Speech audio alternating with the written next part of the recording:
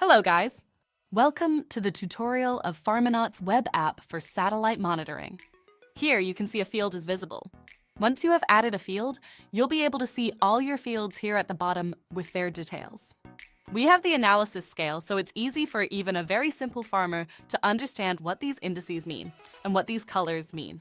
If you like, the green means good, orange means medium, and this dark reddish means there is something actually going wrong in these locations. To add a new field, you just have to click on the Add a New Field button. It will take you to your map interface. You can search either using the address name or you can type in the latitude and longitude as well. Another way to add a field is to upload a KML and shapefile. Once you have reached the location of the farm, let's assume a particular area as a farm, and then we can see how easy it is to map it. Suppose this is the farm area. To add a farm, you just have to tap on the boundary, and it will start creating the boundary. Using this way, you can easily map the field.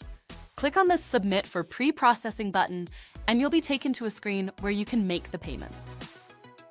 You have to click on the number of observations you want, and then it will show you the Razor Pay gateway. You can proceed with the mobile number and then make the payment. Once the payment is done, you will be sent back to the main screen where all the fields are. If you want to check the profile of a particular field, you have to click on My Profile, and you will get the details of the field. You can also edit here and save the information. As you can see, the indices here is NDVI, which is the Normalized Difference Vegetation Index, mainly used for crop health parameters. This tells you the locations where crop health is good and where the crop health is not up to the mark. It shows the date of the satellite visit, the area of the field, and details of the owner. If the details are not mentioned, it shows as undefined. Now, if you move ahead, here is the map control section. If you go inside, you will see all the major indices we have for basic analysis. We have a hybrid index used by very basic farmers. We have created it so they don't have to indulge in each and every parameter, like crop health for different parameters or irrigation. We have created a single image in which they can check both the crop health and the irrigation status. You can see the green color means good crop health and irrigation. Orange means crop health requires attention, purple means crop irrigation requires attention, and red means both crop health and irrigation require attention, or either there is no crop or there was a cloud cover. The same goes for the white one, which shows there was a cloud cover. For crop health in the early growth stage, we have NDVI. As I already told you, it's used for crop health.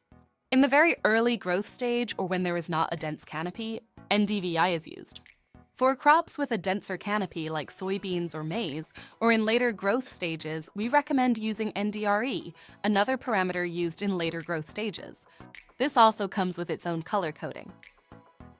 For irrigation, we have three separate parameters: NDWI, evapotranspiration, and NDMI. NDWI lets you know about the locations where a plantation is having less water. Evapotranspiration lets you know about the rate at which water is evaporating from both the plantation and soil. NDMI, on the other hand, is basically soil moisture. Combining these three data, you will get to know about the irrigation status of the field.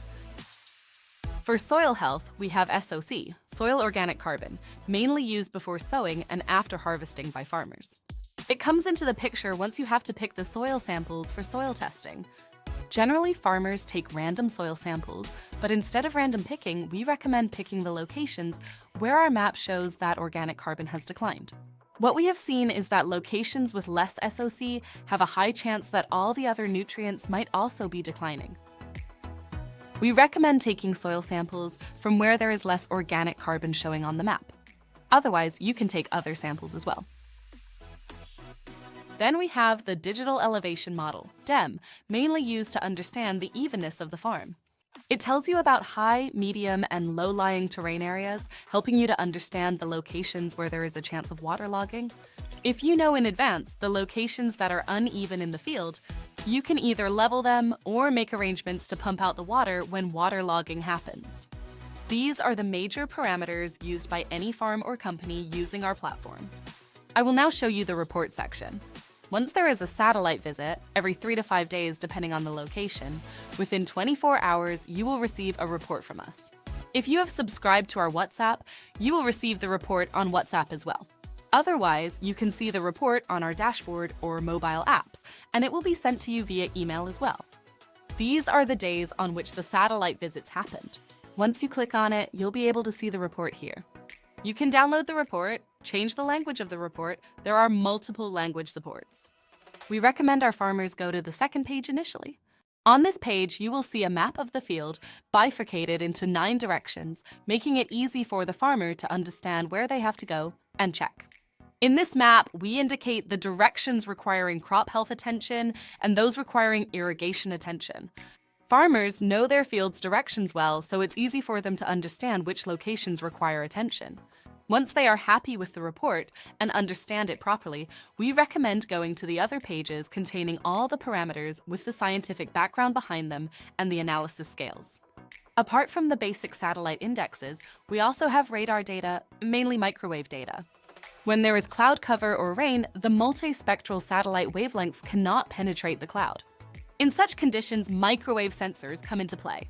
Our system is designed to automatically detect if there was a cloud cover, and it will show you the data from the microwave sensor, which is SAR, synthetic aperture radar data. We have 2 parameters for that, crop health and soil moisture, which we call RVI and RSM. This data will be available to you even if there was a cloud cover. You can also request historical satellite data from 2017 and onwards. You can generate a time-lapse and compare the results of 2 indices side by side. These are the things you can do using our web app. Then we have the index results section, which shows the time series of major indices, helping you to understand how a particular index is fluctuating over the past month or days. This helps analyze the field and a particular index. We also have a weather section, providing hourly weather forecast data for 2 days and daily forecasts for 8 days. This is majorly our dashboard section.